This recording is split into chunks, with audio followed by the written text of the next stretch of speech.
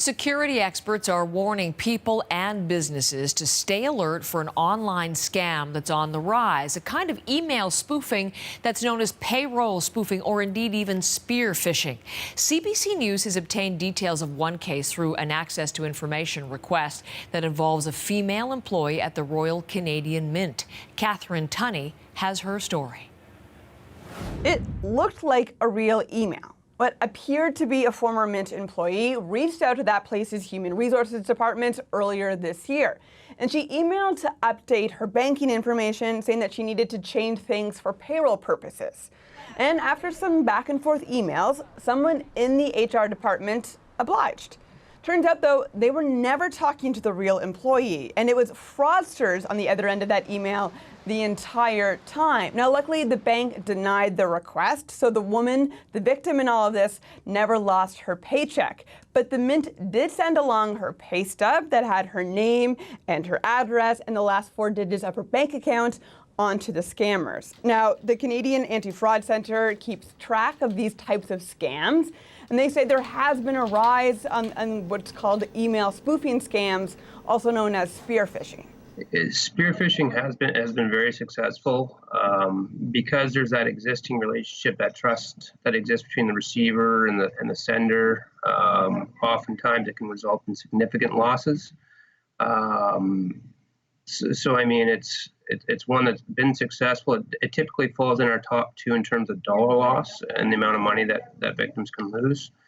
Now, the center says these emails are hard to detect because it looks like you're talking to a real person from a real email address, and it's even harder to investigate. But if you are a company, if you have an HR department, there are a few things that you can look out for, which includes spelling errors or unsolicited emails or requesters who are asking for absolute confidentiality. Now, the Mint says that it's regrettable that this woman had her privacy violated, and they say they have offered more training for the people in their HR department to prevent this from happening again, and they're also cooperating with police. And Catherine Tunney, CBC News, Ottawa. It's quite a story, and we want to take a closer look to help you in a potentially similar situation. Claudiu Popa is with me this morning, cybersecurity expert with Data Risk Canada and the author of the Canadian Cyber Fraud Handbook. You are just the man I need to speak to this morning, Claudiu. Thank you for being with us from Stouffville, north of Toronto this morning. I listened to Catherine's report and I think, wow, this is audacious. These are sophisticated scammers here. What is your overall reaction to this type of thing? You know what? There's nothing new here. These have been going on for years in the U.S. The kinds of tax scams that you see, the kinds of fraud that are targeting HR departments in the United States have been growing at a steady pace. And we see a ton of fraudulent tax returns being filed in the U.S. And now that it's coming north of the border, it's suddenly picking up attention and picking up. People are worried about these things up here now, but we can learn from what's happened in the United States. These are easy to detect and easy to guard against as long as you're expecting them. Okay, well, we're going to get to some mechanisms to protect yourself in just a second, but it does sound like that this type of like payroll spoofing or spear phishing, as Catherine was saying, it sounds like not only are they on the increase here in Canada, but they also potentially mean big dollar losses here. Absolutely. They're profit-driven. These are the most profitable things that scammers and fraudsters can do with that type of information. And if it's done en masse, you can imagine that it ramps up into the millions fairly quickly. Okay.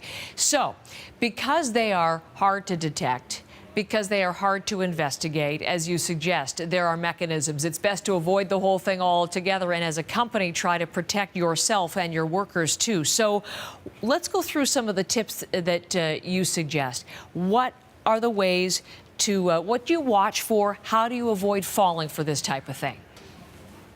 You know what? The first thing you have to do is have some basic anti-spam filtering on your email.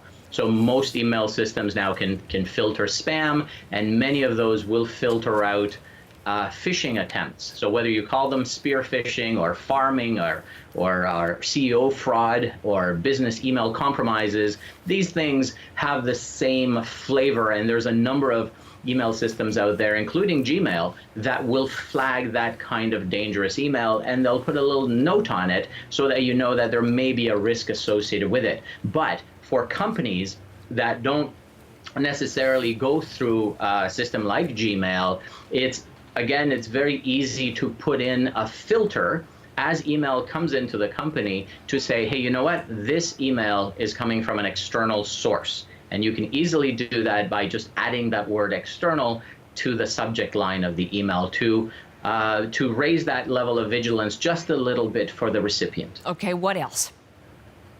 So, anti-malware. So every once in a while, someone will click on these things, right? We're human. We certainly don't want to miss an opportunity. And these guys are really sharp. In many cases, you get an email that's already part of a thread or of a discussion that looks like it's been taking place. So it looks really realistic. And sometimes people click on these things.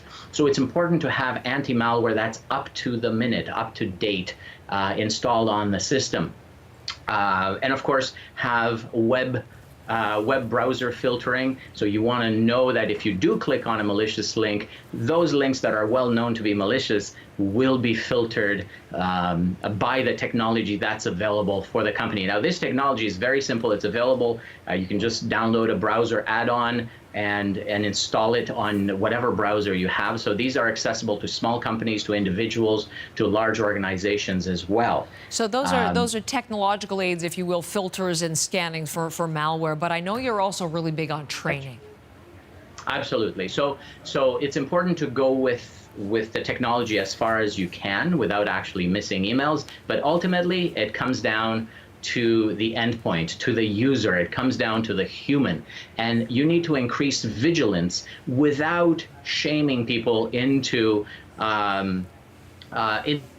complying. So there's a trend nowadays that tends to be a little bit aggressive in tricking people inside organizations into clicking on links and then telling them that they did the wrong thing and that they're reported to HR, for instance. So what we recommend doing is simply educating them on a vast variety of things that they can see as part of emails or even telephone requests, right? Because sometimes these things, your phone will ring and say, hey, I'm so-and-so that used to be an employee here, or I'm so-and-so head of IT, please click on this link. So they need to know, people need to be trained and remain vigilant about a wide variety of things.